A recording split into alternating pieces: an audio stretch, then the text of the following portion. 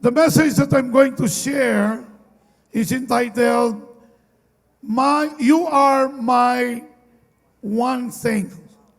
Okay? Gikuha na ko nito sa song kanina. You are my one thing. Sa itong linya sa song, I don't want anyone else. I don't need anything else because you are my one thing. Sabihin mo doon sa katabi mo, Jesus is my one thing. Oo. Daghang kayo tag one thing sa kinabuhi. No, pero karong Christmas, I hope and pray that Jesus will be our one thing. The only thing that had happened to us. In Luke chapter 10, verse 38 to 42, in the Passion Translation or TPT, no? Ingon diya, as Jesus and the disciples continued on their journey, they came to a village where a woman welcomed Jesus into her home. Kaning a woman, her name was Martha, and she had a sister named Mary. Mary sat down attentively before the Master, absorbing every revelation he shared. But Martha became exasperated with finishing the numerous household chores in preparation for her guests. So she interrupted Jesus and said, Lord, don't you think it's unfair that my sister left me to do all the work by myself? You should tell her to get up and help me. Let's bow down our heads and pray. Father, in the name of Jesus, we come to you today, and we believe, Lord, that you have a message, Lord God, for all of us, especially this Christmas season. And this message, Lord, pertaining the story of Martha and Mary, and with Jesus as the guest. Ngayong hapon ito, Panginoon, itinutuon namin ang lahat ng aming kaisipan, lahat ng aming puso, ay aming itinutuon sa iyo at aming binibigay sa iyo sa hapong ito upang kayo po ang mangusap sa bawat isa sa amin. Thank you, Lord, for speaking to us today. In Jesus' name, amen and amen. Palakpakan nato ang Ginoo. Dini sa istorya, makita nimo, no, naay ginatawag na word na hospitality. Okay? Ang word na hospitality sa Bisaya, pagka maabi-abihon. No? Pagka maabi-abihon. Si Martha, no, sa dihang nibisita si Jesus sa ilahang dapit, no? Pagsulod niya dito, natarantar si Martha. Siguro I presume there was no prior announcement nga mo bisita. Mura bitaw ka ng kalit lang na mo bisita kalit sa inyong balay. Unya wala ka kaandam. No, kulong naman na sila. Wala unsay tuyo ana. Normal na siya, it's a normal thing. No, especially we Filipinos. Kita mga Pinoy, we are very hospitable. No? Daghan sa ato, sige ka hospital. Hospitable. Daghan sa tuwa, kukihan kita mo abi-abi. Kinsa sa inyo nga ganahan mo, na mo adto sa inyong balay, mo bisita sa imuha. Sige daw, taas ang kamot.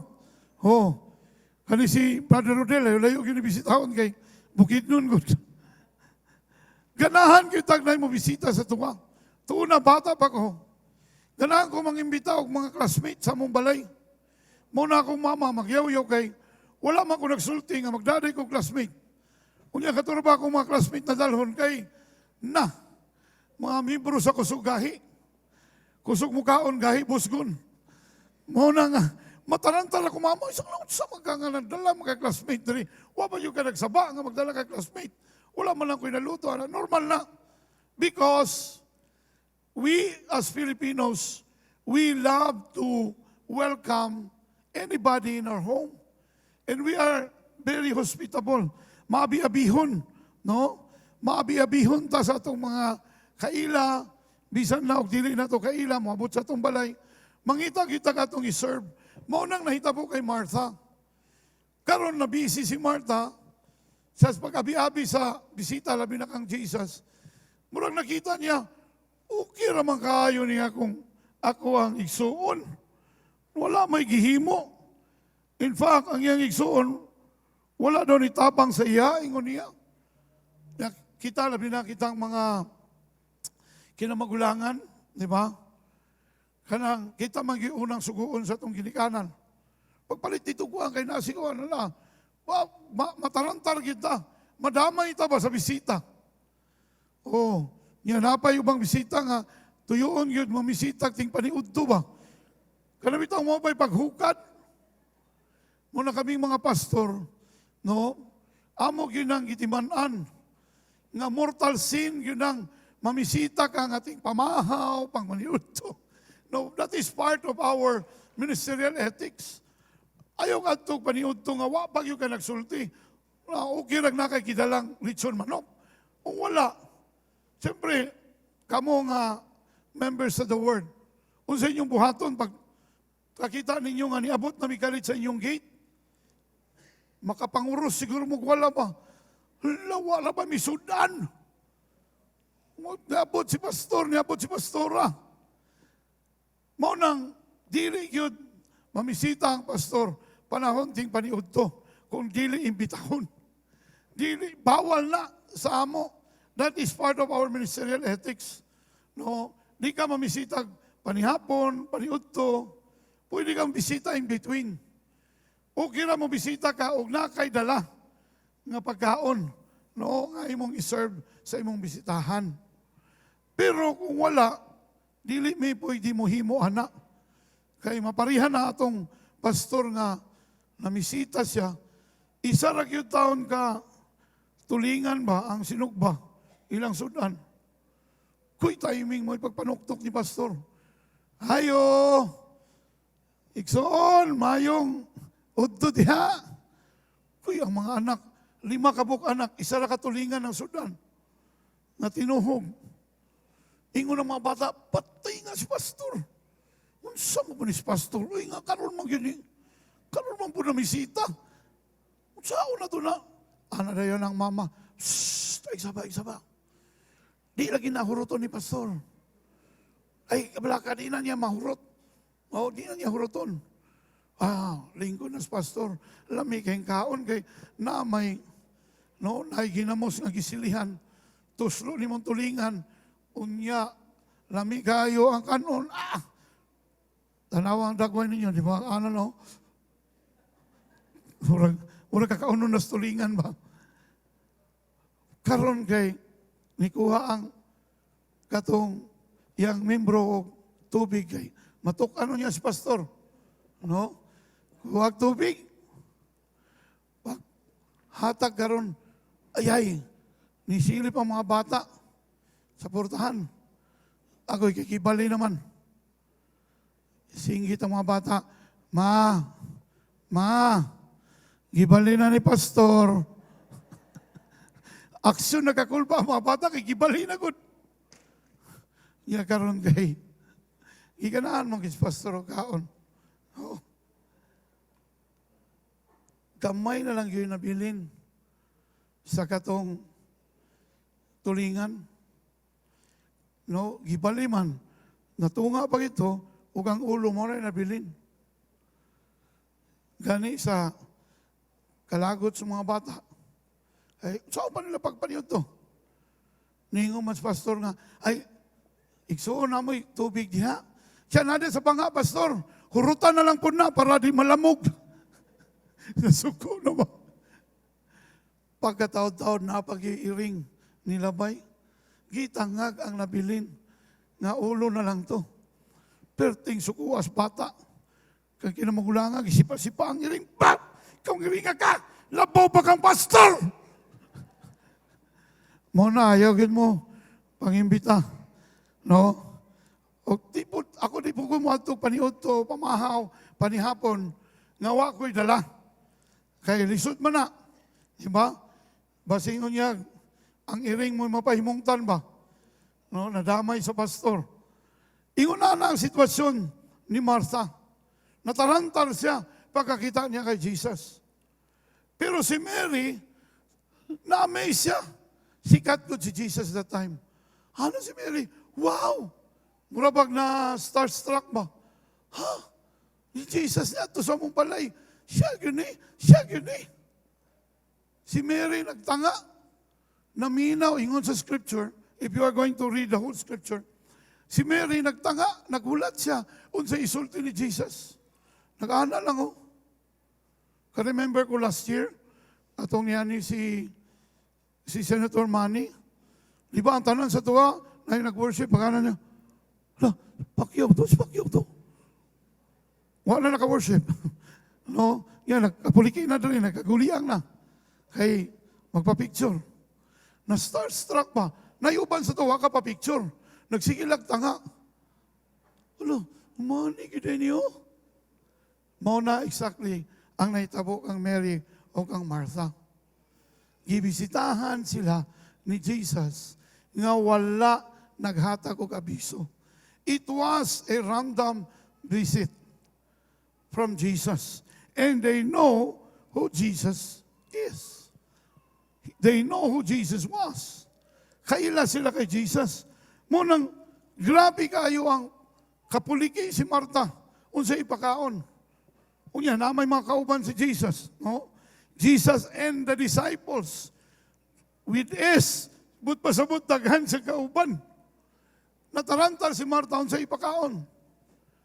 His concern or her concern was so legit. Ang concern ni Martha unsa ipakaon, legit to. Di ba kung ikaw mabisitahan ka o inila nga tao sa inyong panimalay, matarantar yung ka sa imong ipakaon. But try to look at this.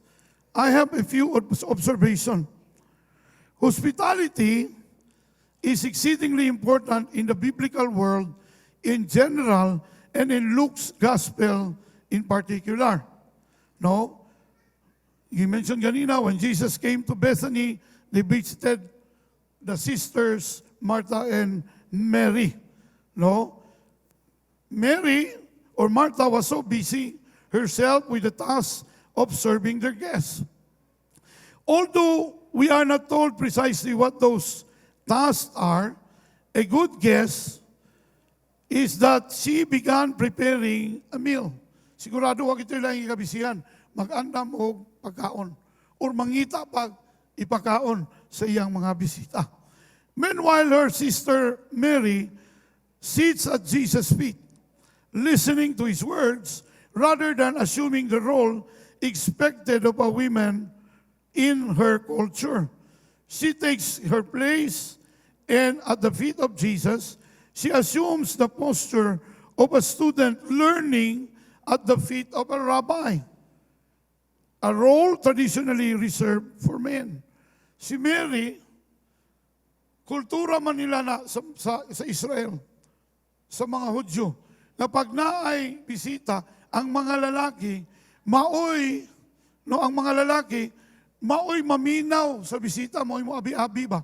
Ang mga babae, maoy mabisi sa kusina para mag-prepare sa pagkaon.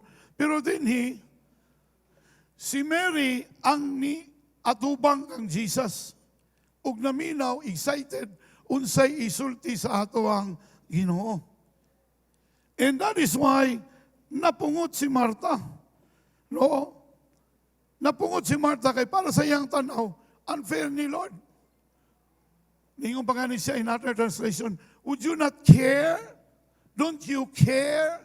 Ingon pa si Martha, no? Wala ba ka nagpakapana, wala ba ka nabalaka, nga ngako ang igsuon, wala man lang nitapang nako. Nayuban sa tuwa din kanang mga, no, kanang mga kinamagulangan, mao man ang kasagaran nga suguon. Mao na usay maka-identify tani ang sitwasyon. Kita mo'y suguon, muha na itong mama, ato sa dito sa tindahan. No? Inga sa nga, mangutang pagkaon para ipakaon sa itong bisita. Bayran lang unya. So ikaw ang kinamagulangan, ikaw ang masuguan. Ikaw may matubang sa tindahan. Unya kay sa tindahan, taas na yung listahan. No? Muingon ta, kanang, mo, kuha sa mig, tinapanang o kanang kuhan, bulad, unya, bugas food, 2 ka kilo. Na-tendency nga, ano yung tubag sa kuhan, ha? Utang na pod? Wa pa mo kabayad din ni, taas na yung listahan. Kasugarang masultihan na ang gisugo. No? Naka-experience sa pamuana nga kamoy nakasabaan sa inyong tindahan nga silingan kay taas pa rin inyong listahan nito. Nayuban, mingunanin lang buhaton. Ay naang kanang mo, kuha daw si mama o ingunanin na nga, isumpay lang sa karaan. So, isumpay sa karaan. Ay karaang bayronon day ba? Isumpay lang dito. No, naay mga what sinanggo nga mga anak, inguna na ang dialogue. There was a real concern in the part of Martha. There was no food to serve. Mo nang, di na to siya mamahay. Na-concern siya. Unya, natiwasan, nagtanaw siya sa igsoon, nga wala man lay pakabana, murag cool ra kay si Mary. Naglingkod dito sa atubangan ni Jesus. Naghulat unsay isulti. You know, one of the observations that I have here, there was distraction and worry in the part of Martha. Distracted siya, and then na siya ay kaguol. No, nag-worry siya pag-ayo. This pleasant story takes a sharp turn when Martha, distracted by her many tasks, comes to Jesus and asks. No? Moto nagpalaban na siya kay Jesus. Lord, do you not care that my sister has left me to do all the work by myself? Tell her then to help me. Nadamay ang bisita. Ang bisita na gisugo, ingnaragod akong igsoon.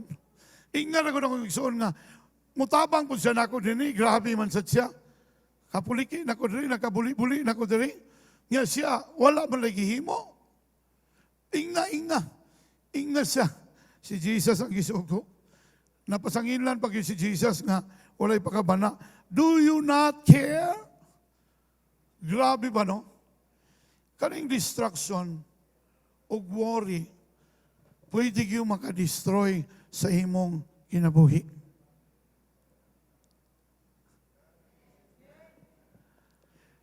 Pariya karon no, 24 na ugma. Unya, wa pa kakabalo kung sa imong ihanda. Di ba?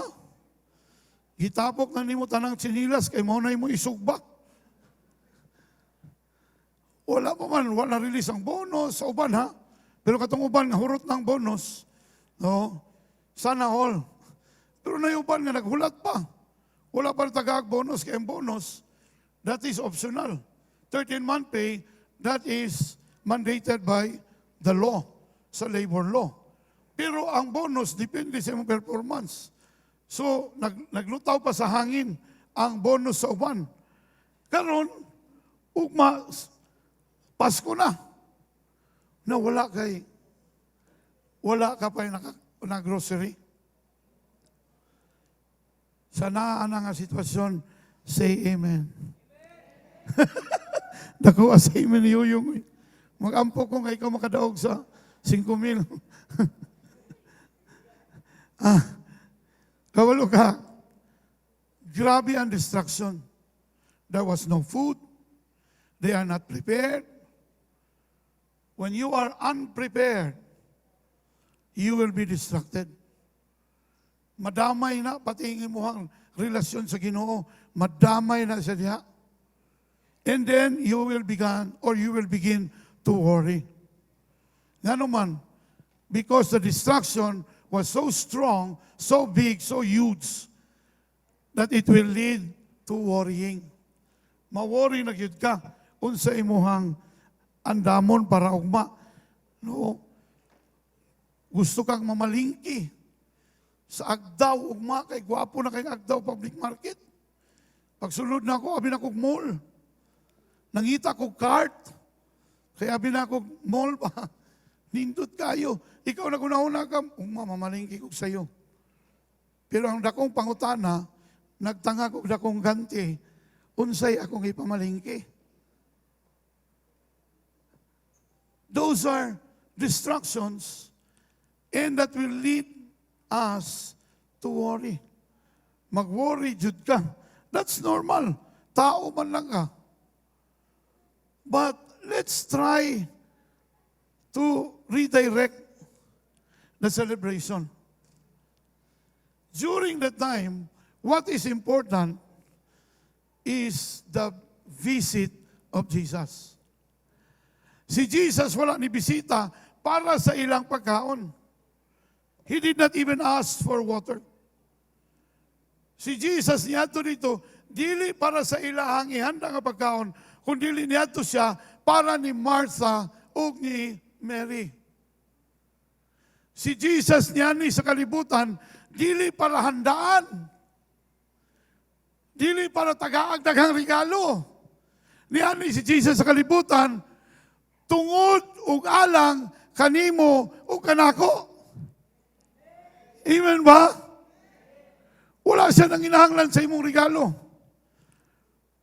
Mao bitaw ingon nako sa Pasko, ug way mo hatag ako regalo, okay lagi ko. Di man ako birthday.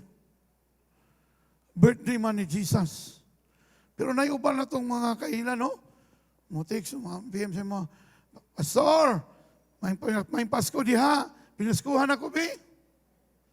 Ingo, kano sa day mong birthday? Yung sa August pa, Pastor. Hulata sa August, tagaan-ta ka. Because this is the season to celebrate the presence of Jesus here on earth.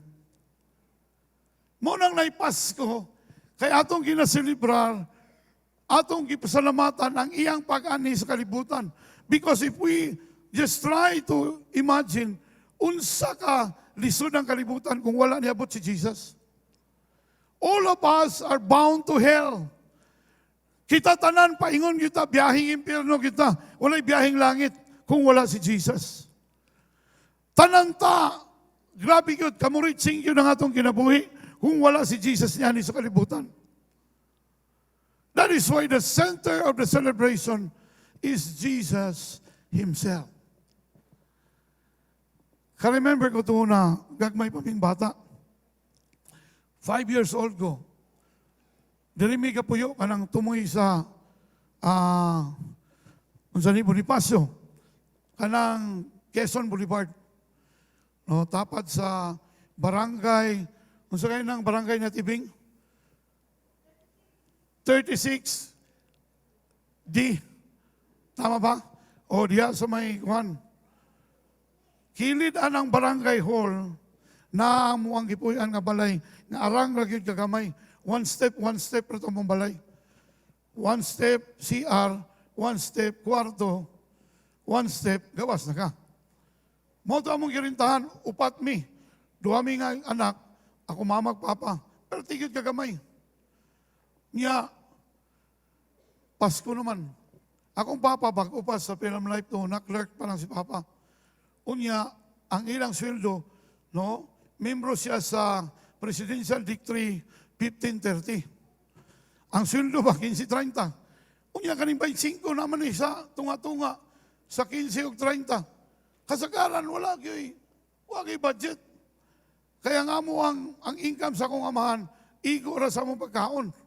Gabaklay lang ko na siya. Gikan diya sa Boulevard sa Quezon, paingon sa Film Life, no, dali sa may Rizal. Baklay lang na kadadlaw niya, na balon, perminti. Katong stainless na sugutanganan sa kong papa, ako may tigaring isa to. No, nahikanon, nahisudan, matuyang bitbiton. Katong, wala mo kabot ang mga batanon na pero katong mga kaedad ni Kuya Willie, kasuhito na. Diba? Mo man pinakaligon nga balunan, kanang stainless, na 3 layers. Magbaklay lang siya, karon Pasko. Wala agin mi handa. Kini ang kuhan kaya ako may kinamagulangan. Ingon akong papa. Ingon sa buyet, kay buyet man ko sa mua. Yeah, buyet. Ato dito sa kanang bakery nila, Larry diya sa kanto. Ano pang? Isa ihatag ni. Sulat siya. Ipilo. Siya. Ayaw abriya. Ihatag na ang Larry. Kay paring Larry. Mauto'y tag-iya sa bakery. Pagkabot na ako dito, abri sinong Larry. Oy, doong. Musta si Papa ni mo? Nara sa balay. Siya kadali lang ha.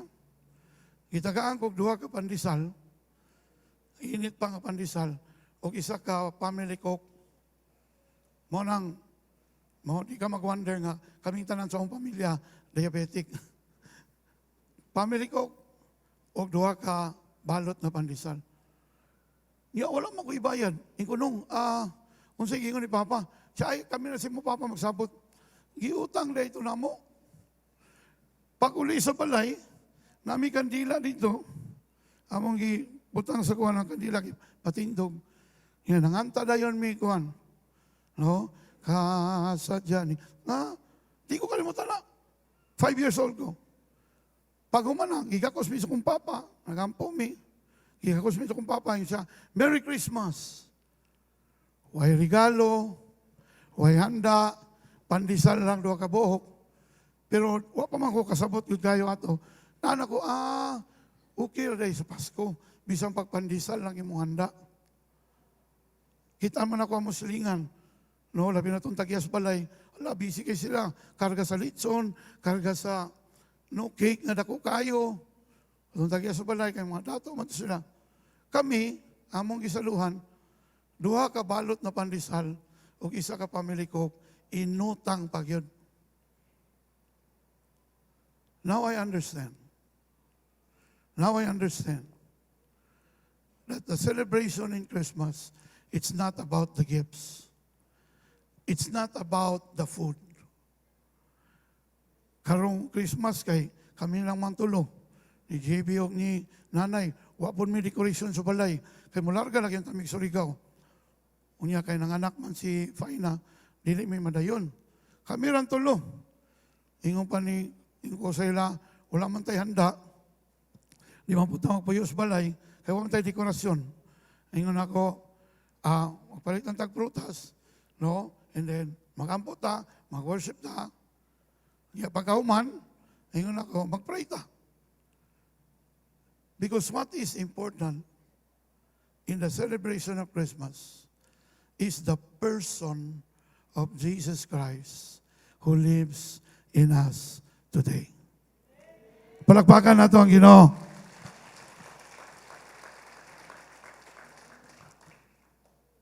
Distraction and worry. Ayaw kag-uul.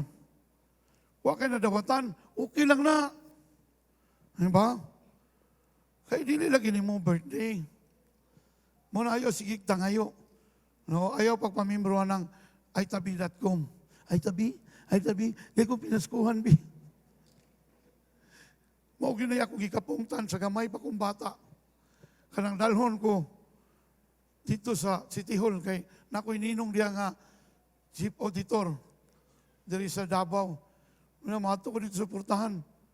Buhian lang ko sa kong igagaw. Mura ko kanang iro pa nga gibuhian lang.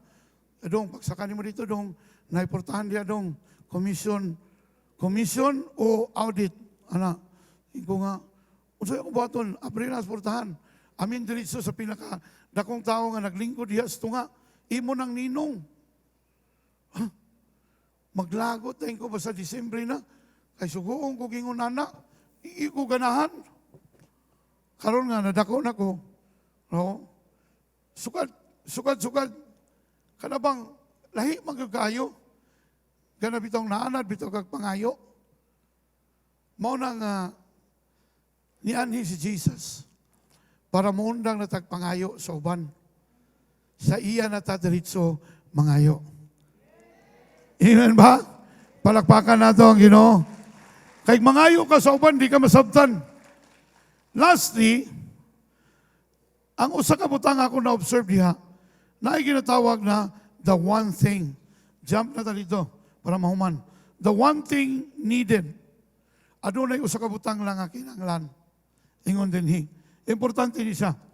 In a culture of hectic schedules, in the relentless pursuit of productivity, we are tempted to measure our worth by how busy, it's here, how busy we are, by how much we accomplish, or by how well we meet the expectation of others.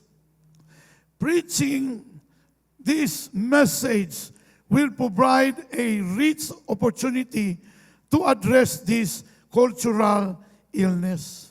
Nahimo na ning sakit. Nahimo na ning cultural illness. Nahimo na ning siyang murag cancer. Nga kung wala kay mahatag, kung wala kay mahanda, walay lami ang Pasko. It's a wrong concept. Tungod kay malipayon ang atong Pasko, dili tungod sa handa, dili tungod sa regalong imong nadawat o sa regalo na imong nahatag. Malipayon atong Pasko kay ang atong Ginoo nga si Jesucristo na tao o karon ni puyo sa atong kinabuhi. Bisan asa ta, malipayon ta. Dili lang panahon sa Pasko. Come on! Palakpakan nato ang Ginoo. Ang one thing nga kisgutan din walay lain kung dili si Jesus. Mo nang ningon siya kay Mary. Ningon siya kang Martha, Ningon siya kay Martha. You know your sister Mary have chosen the right thing. Because there's only one thing you need. Is to be with me and to have fellowship with me and listen to my word. Maulan tong i-emphasize din ha. Karong Pasko, okay man yun, ayaw mo kakuan ha, kay, ay, ingon si pastor, di na ito maghanda. Kung na ikahanda, why not? Pero kung why ikahanda, ayaw pugsa. Ayaw pangutang. Para naala ihanda. No! Kung walay handa, unsa inyong giluto anang gabi, unsa inyong gisudan, ibalik na siya og butang pagka alas 12. And then daig sa Ginoo, hilak sa Ginoo, pasalamat sa Ginoo, kay hangtod karon buhi pa ka ug wa kay sakit. Mao nang importante. Mo bitaw nang uban mag-celebrate ingon ako, dili na kinahanglan ang pagkaon, bisang unsang adlaw makakaon man ta. What's special sa Christmas? Unsa ba special? Mga lami ang pagkaon. All throughout the years, we have been eating those kind of food. And we have been satisfied. The essence of Christmas or the spirit of Christmas is not the gifts or not the gifts nor the food. The reason why we celebrate Christmas because in the beginning, John chapter 1 verse 1, in the beginning was the Word, and the Word was with God, and the Word was God and dwelt among us. That is Christmas. Merry Christmas! Sa tanang mga anak sa Diyos, palakpakan na ito ang Ginoo. Kung wa kay handa, ay kagul. No? Mubawi lang Ginoo sa imo. Makabawi ra ka. Ayaw pugsa. Importante, maing lawas. Importante, intak ang pamilya. Ang imo mga anak, kauban nimo. Bisan pa bisan pa og mag-celebrate lang mo pandisal sama sa mo ang gihimo una. But we were so happy. Kay kompleto mi. Naitrabaho mong papa. Simplicity in the celebration of Christmas that will bring us the presence of God in our lives. That is the most important thing. Daghan mga tao, lami kay sila pagkaon, pero ilang anak na priso kay nabaybas. Nang anak na pusilan kay na-raid. Diba? Daghan sila problema. Daghan sila kwarta. Daghan sila ma-celebrate. Pero ilang inahan tuwa sa ospital kay na cancer. Pero kita, ikaw, anadin ni karon. You have 1,000 reasons to celebrate Christmas. to make your Christmas merry or happy. It's because the author and the finisher of our faith and the origin of Christmas lives in us today. Let's bow down our heads and pray. Father, we thank you for the word that you've given to us, Lord, that it's not the gifts. It's good if we can receive, we can give the gifts. It's fine, Lord. It's okay. But it's better to remember that Christmas without Christ reigning in our hearts is not Christmas at all. It is not a Merry Christmas. But you, Lord God, living in our hearts today, that we can always say, heaven is in my heart. I have all the reasons to be happy this Christmas because I am well and good. I am still alive. Naamat siguro yung panahon, nga nagkasakit mi, pero naayo mi karon. We don't need to be distracted. We don't need to worry because we only need one thing. Jesus, who lives in us today, who lives in our family today, who is the one leading us in our different jobs and works and businesses. Jesus is the reason for the season. What is important to you, Lord, is our being, not our doing. Our doing is just a byproduct of our being. What is important to you, Lord, is not being, Lord God. Lord, it's not doing so many things, but it's being who we are in our lives. Salamat, Jesus. Lord, salamat sa imong pag-ani sa kalibutan. Nagapasalamat mi, Lord, kay kung wala kaniani sa kalibutan, wala yo'y bili, wala yo'y lami ang among kinabuhi. O karong adlaw, Ginoo, kami nag-celebrate sa Christmas. This day is our Thanksgiving Day.